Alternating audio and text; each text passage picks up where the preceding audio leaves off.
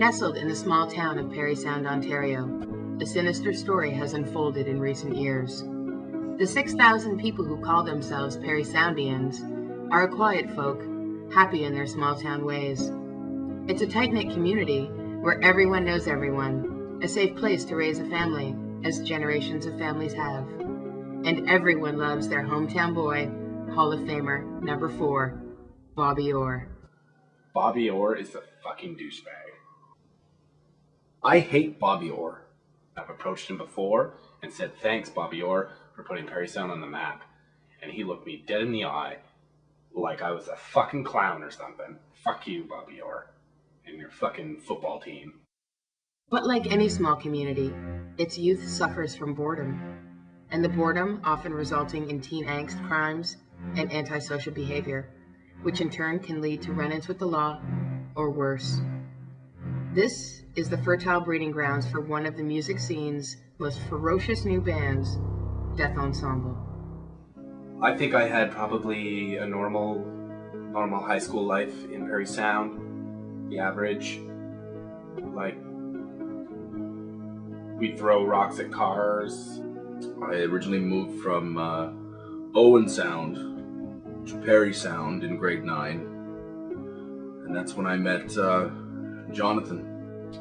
I met Damien in grade 9 at Parry Sound Collegiate Institute. He was new to school. He was 2 weeks in. I think he came 2 weeks late, and I was having a rough year. He was writing a suicide note, and I helped him. Damien offered to proofread my suicide note, and that's when I thought, wow, this guy really cares about me and notes. And that's when the friendship was born, and we started talking about bands and death. And we struck up a friendship based on that. Death Ensemble was formed when we were in grade 9. We've always been called Death Ensemble. We've been through several changes. We called it Death Ensemble. It was original 5-piece band was Teddy on drums with Billy and Enrique. Our drummer Teddy had arthritis pretty bad. He had to wear oven mitts to play the drums. He ended up committing suicide. Teddy shot himself with a crossbow. Our other 2 members also committed suicide. Billy and Enrique, they hung themselves one at a time. I think mostly because they knew their parents were really upset with them for throwing rocks at cars. We decided to go on and form another version of Death Ensemble. This time was a 4-piece. The other members of the band were Trevor and Andy. They were models from Toronto. And we played our first ever professional gig at the Parry Sound Comfort Inn Lounge. It didn't go well. They committed suicide. They committed suicide on a motorcycle. They figure Trevor was driving. Our third band was Death Ensemble again. The movie Blade had just come out, and we thought it was a good idea to have someone like Blade in the band. This man, Jamal, moved to Canada from Tobago, and he was a night janitor at the Zellers, and he was really into music. He convinced me to abandon my post as the frontman of Death Ensemble and take up the cowbell, which is where I learned how to play cowbell. Well, Jamal, I would thank him, but he's dead. Jamal committed suicide, and then our other 2 members, they also committed suicide.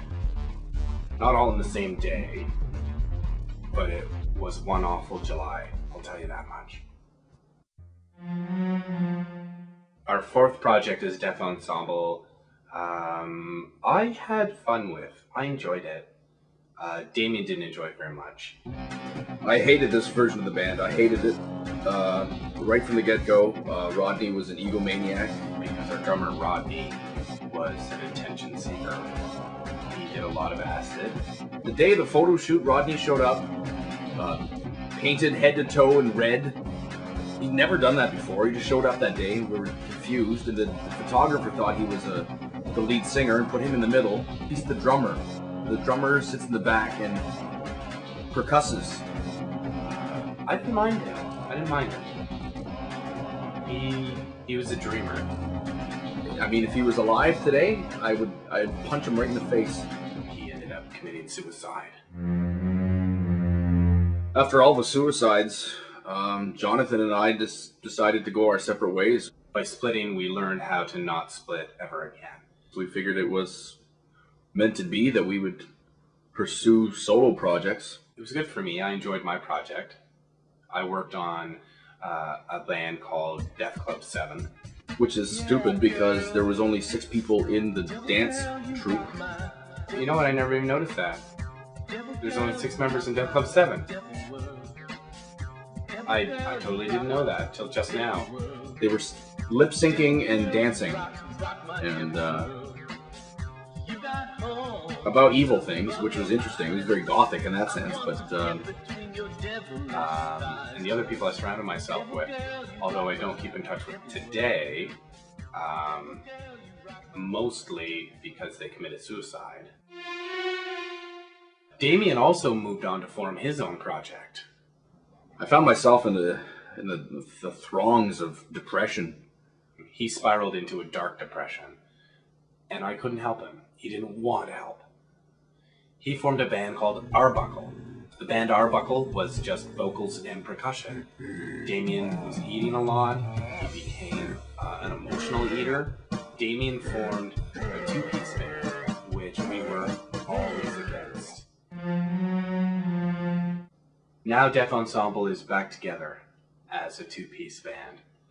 We're now a 2-piece band, and it's all gelling together. It's just guitars, vocals, and cowbell. Our first ever CD, called Dearth on Earth. Dearth on Earth. Dearth on Earth is going to shake up the musical world. It's going to blow the roof off of the place. People will literally commit suicide to this album.